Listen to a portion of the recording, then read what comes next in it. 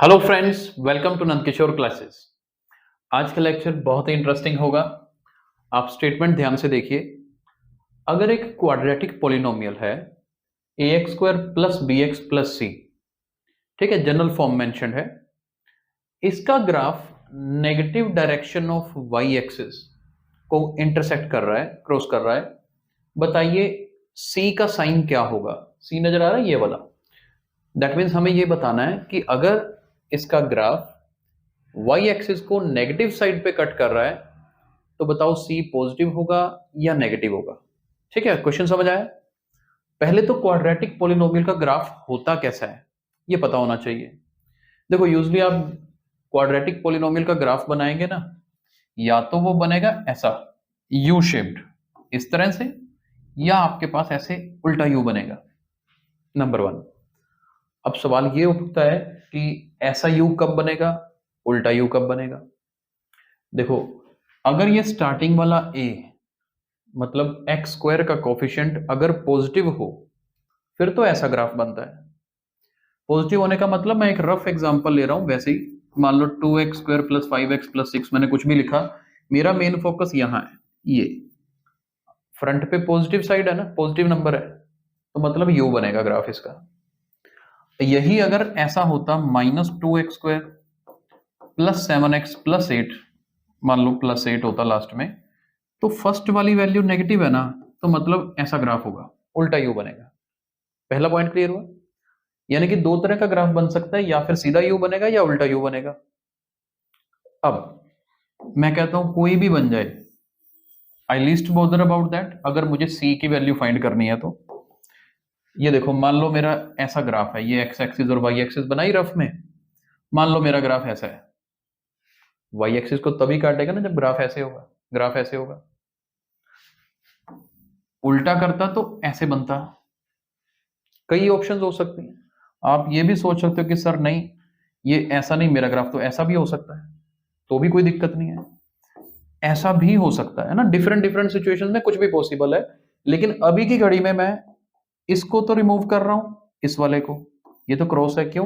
क्योंकि ये y positive value पे क्रॉस कर रहा है। ठीक है, तो ऐसा ग्राफ तो मेरा है नहीं, तो मैं इसलिए इसको काट रहा हूं। This is of no use. ऐसे ही आप ये वाला भी देखोगे, ये वाला केस भी मेरे किसी काम का नहीं है, क्योंकि मेरा ग्राफ ऊपर की तरफ यहां कटता हुआ नजर आ रहा है, यहां y पॉजिटिव होता है, तो इसलिए मैं इसको भी काट देता हूं। अब आपका ग्राफ इन दोनों में से किसी एक जैसा हो सकता है। हो सकता है ऐसा बने, हो सकता है ऐसा बने। क्यों? क्योंकि इन दोनों केसेस में मेरा ग्राफ जो है यहां इंटरसेक्ट कर रहा है या यहां कर रहा है।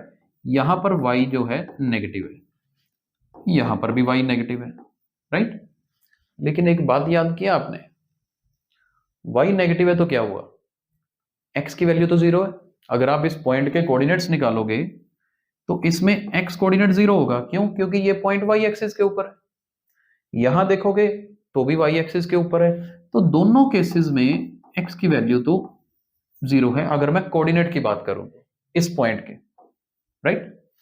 यानी कि अगर मेरे पास गिवन इक्वेशन हो, मेरा ग्राफ नेगेटिव साइड में काट रहा है ना, एक पॉइंट और नोट कर लीजिए, नेगेटिव साइड में काट रहा है, तो उसके कोऑर्डिनेट्स कैसे हो सकते हैं? x की वैल्यू जीरो, y की वैल्यू तो मुझे नहीं पता कितनी है, लेकिन ये तो श्योर है ना कि नेगेटिव होगी, क्योंकि ग्राफ नेगेटिव y एक्सिस में काट रहा है, तो मैं इसको नेगेटिव y ले लेता हूं। ठीक है, y की जगह पर हो सकता है 1 होता, 2 होता, 3 होता, तो 0 -1, 0 -2, 0 -3, कुछ भी वैल्यू हो सकती है।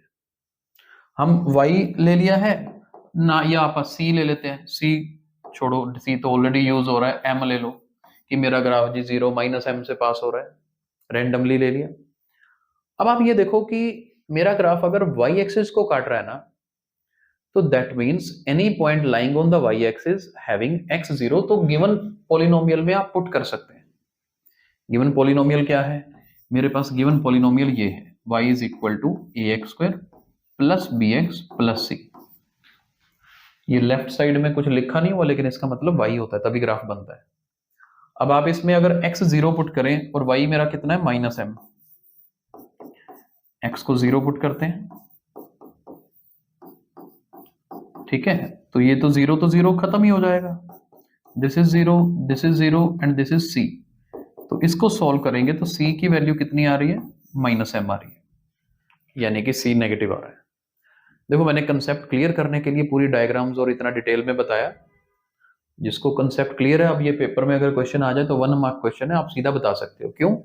अब आपके दिमाग में आएगा कि अच्छा नेगेटिव साइड में काट रहा है, यानी x की वैल्यू 0 है, लेकिन y की वैल्यू नेगेटिव आएगी क्योंकि नेगेटिव साइड में है, तो मतलब c नेगेटिव होना चाहिए। तो यहाँ के केस में मैं सीधा बोल दूंगा अब कि c क्या होगा, नेगेटिव होगा। उन्होंने यही पूछा ना, what will be the sign of c, तो मेरा c का साइन नेगेटिव आएगा।